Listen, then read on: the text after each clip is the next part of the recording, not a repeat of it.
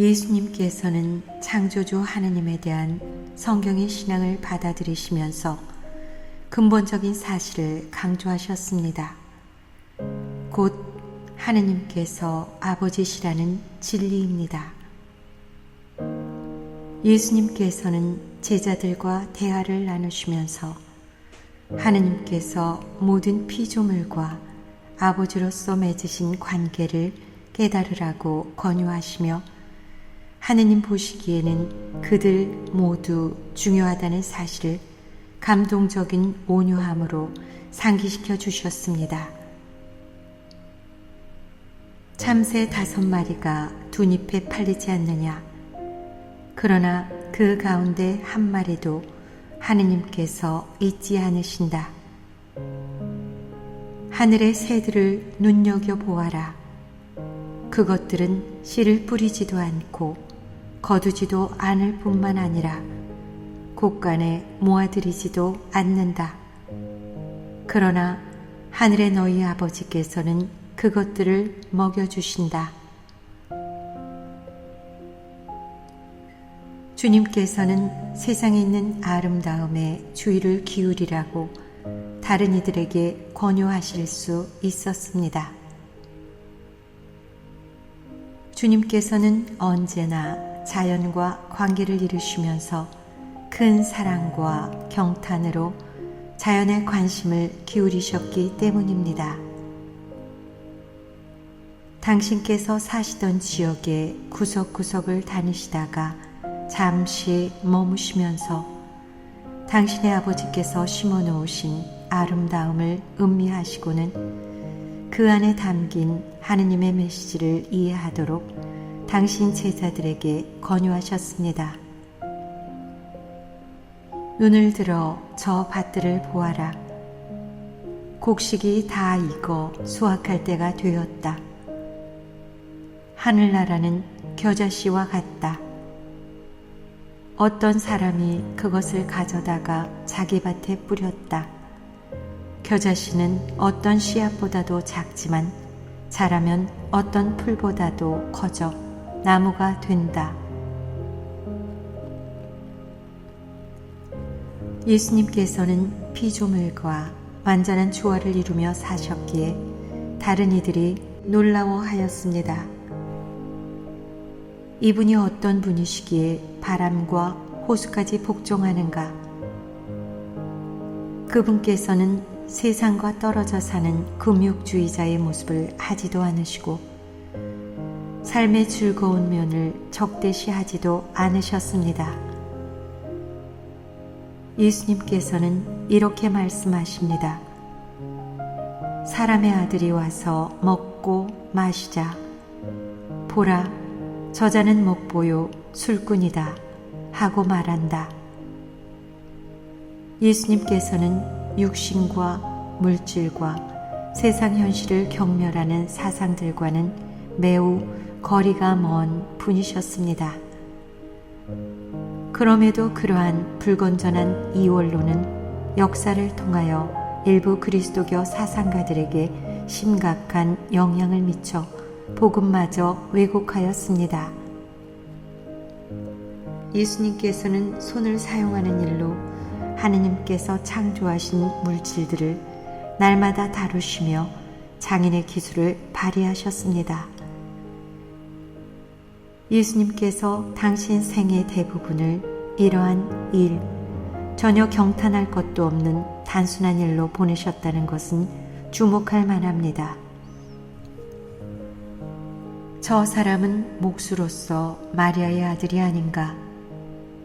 이렇게 하여 예수님께서는 노동을 신성한 것으로 만드시어 우리가 성숙하는 데에 노동이 특별한 가치가 있도록 하셨습니다.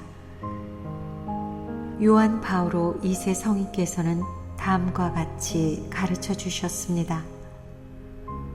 우리를 위하여 십자가에 못 박히신 그리스도와 일치하여 노동의 수고를 참아냄으로써 인간은 인류의 구원을 위하여 하느님의 아들과 협력하고 있다. 현실에 대한 그리스도교의 이해에 따르면 처음부터 모든 피조물의 운명은 그리스도의 신비와 밀접하게 관련되어 있습니다. 만물이 그분을 통하여 그분을 향하여 창조되었습니다. 요한복음의 머리글은 그리스도의 창조 활동이 하느님의 말씀이라는 것을 보여줍니다. 그러나 이 머리글은 놀랍게도 이 말씀이 사람이 되셨다 라고 말합니다. 삼위일체의 한 위격께서는 피조 세계에 오셔서 십자가에 이르기까지 당신의 운명을 이 세상과 함께 하셨습니다. 그리스도의 신비는 세상의 한 처음부터, 특히 강생 때부터 그 자율성을 손상받지 않으면서 자연 전체의 실제 안에서 숨겨진 방식으로 활동합니다. 신약 성경은 우리에게 지상에 계셨던 예수님과 예수님께서 이 세상과 맺으신 실제적인 사랑의 관계를 우리에게 이야기해주고 있습니다.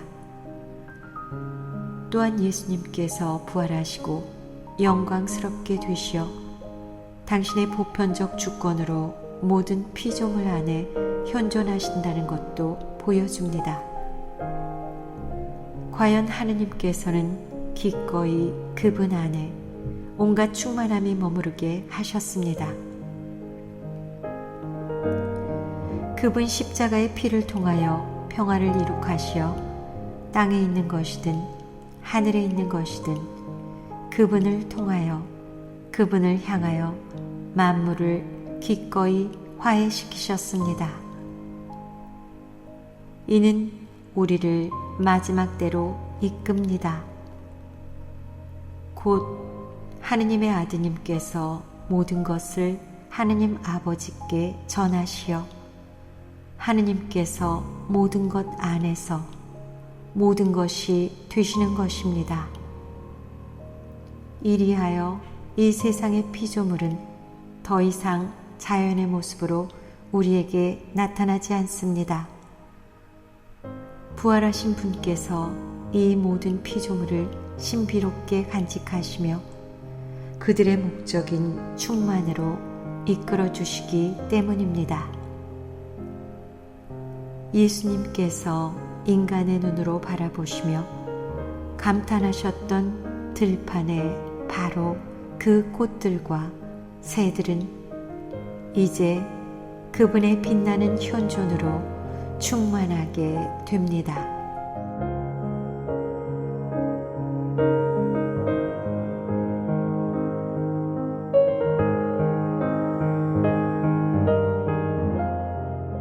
우리가 존재하는 모든 것이 하느님을 반영하고 있음을 깨닫게 되면 모든 피조물에 대하여 주님께 찬미를 드리고 피조물과 함께 주님을 흠숭하려는 마음을 품게 됩니다. 이러한 찬미와 흠숭은 아시시 프란치스코 성인의 아름다운 노래에서 나타납니다. 저희 주님 찬미 받으소서. 주님의 모든 피조물과 함께 특히 형제인 태양으로 찬미 받으소서. 태양은 낮이 되고 주님께서는 태양을 통하여 우리에게 빛을 주시나이다. 태양은 아름답고 찬란한 광채를 내며 지극히 높으신 주님의 모습을 담고 있나이다. 저의 주님 찬미 받으소서. 누인 달과 별들로 찬미 받으소서. 주님께서는 하늘의 달과 별들을 맑고 사랑스럽고 아름답게 지으셨나이다. 저의 주님 찬미 받으소서. 형제인 바람과 공기로 흐리거나 맑은 온갖 날씨로 찬미 받으소서. 주님께서는 이들을 통하여 피조물들을 길러주시나이다. 저의 주님, 찬미 받으소서. 누이인 물로 찬미 받으소서. 물은 유용하고 겸손하며 귀하고 순결하나이다. 저의 주님, 찬미 받으소서. 형제인 불로 찬미 받으소서. 주님께서는 불로 밤을 밝혀 주시나이다. 불은 아름답고 쾌활하며 활발하고 강하나이다.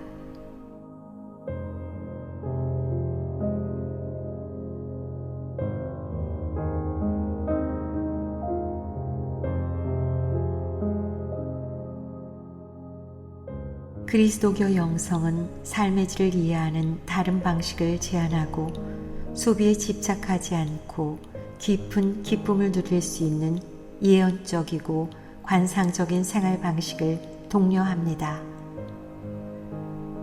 우리는 성경을 포함하여 다양한 종교 전통들 안에 담겨 있는 오래된 가르침을 받아들일 필요가 있습니다. 곧 적은 것이 많은 것이다 라는 확신입니다. 소비 능력이 점차 늘어나면서 마음이 혼란스러워져 모든 것과 모든 순간을 소중히 여기지 못하게 됩니다. 이와는 반대로 아무리 사소한 것이라도 모든 실제 앞에서 차분히 머무르는 행위는 우리 이해의 폭을 넓히고 완성에 이르는 더 많은 가능성을 열어줍니다. 그리스도교 영성은 절제를 통하여 성숙해지고 적은 것으로도 행복해지는 능력을 제안합니다. 이는 바로 검소함으로 되돌아가는 것입니다. 이러한 검소함은 우리가 작은 것들의 진가를 차근차근 알아볼 수 있게 하고 삶이 우리에게 주는 기회들에 감사하면서 내 것에 집착하지 않고 가지지 못한 것에 대하여 단식하지도 않게 합니다. 여기에서는 지배의 논리를 피하고 단순히 쾌락을 쌓는 일을 삼가는 것이 필요합니다. 어디에도 얽매이지 않고 의식적으로 실천하는 절제는 우리를 해방시킵니다. 이는 부족한 삶도 아니고 열정이 없는 삶도 아닙니다. 오히려 정반대입니다. 사실 순간순간을 더 잘 즐기며 사는 이들은 가지지 못한 것을 계속 찾아 여기저기를 기웃거리지 않습니다. 또한 이들은 모든 사람과 사물을 소중히 여기는 것에 의미를 체험하고 가장 단순한 현실에 익숙해져 이를 즐길 줄 아는 사람들입니다.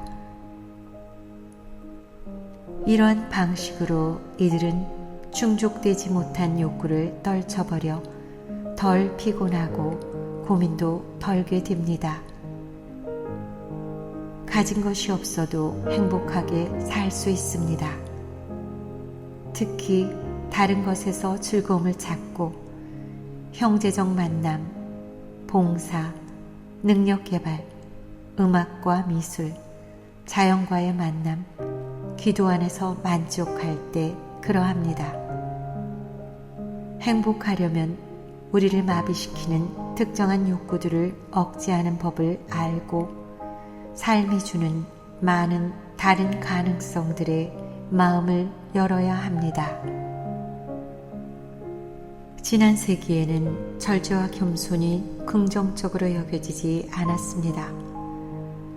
그러나 개인 생활과 사회 생활에서 특정한 덕의 실천이 전반적으로 약화될 때 환경의 불균형을 비롯하여 많은 불균형이 일어납니다. 그러므로 생태계의 온전함만을 이야기하는 것으로는 충분하지 않습니다. 우리는 인간 생활의 온전함에 대하여 당당히 이야기하고 모든 위대한 가치들을 촉진하고 결합해야 할 필요성을 당당하게 말해야 합니다. 우리가 겸손하지 못하고 인간이 아무런 제한 없이 모든 것을 지배할 수 있는 능력을 과신하게 되면 결국 사회와 환경에 해를 입히게 될 뿐입니다. 우리가 자립적이 되어 우리의 삶에서 하느님이 배제되고 우리의 자아가 그 자리를 차지하면, 그리고 선악을 판단하는 우리의 주관성을 신뢰한다면 앞에서 말한 건전한 겸손이나 행복한 절제의 증진이 쉽지 않을 것입니다. 더 나아가 어느 누구도 스스로 평화롭지 않고서는 절제하면서도 만족한 삶을 이룩할 수 없습니다. 영성에 대한 바른 이해는 평화가 전쟁이 없는 상태보다 더 넓은 의미를 지닌 것으로 보는 것과 부분적으로 관련됩니다. 내적 평화는 생태계 보호와 공동성과 밀접한 관련이 있습니다. 제대로 이루어진 내적 평화는 삶의 깊이로 이끄는 경탄의 능력이 함께하는 조화로운 생활 양식에 반영됩니다. 자연은 사랑의 언어로 넘치지만 소음이 계속되고 근심과 혼란이 이어지며 겉모습만이 숭배된다면 어떻게 우리가 그의 귀를 기울일 수 있겠습니까? 오늘날 많은 사람은 부조화를 느낍니다.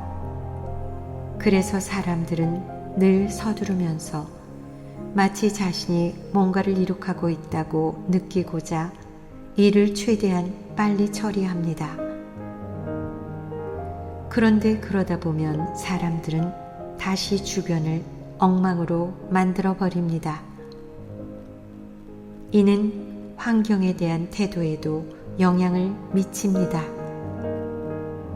통합 생태론에는 피조물과 평안한 조화를 되찾고 우리의 생활 양식과 이상에 대하여 성찰하며 우리 가운데 그리고 우리를 둘러싼 것들 안에 살아계신 창조주를 바라보는 데에 시간을 할애하는 것이 포함됩니다.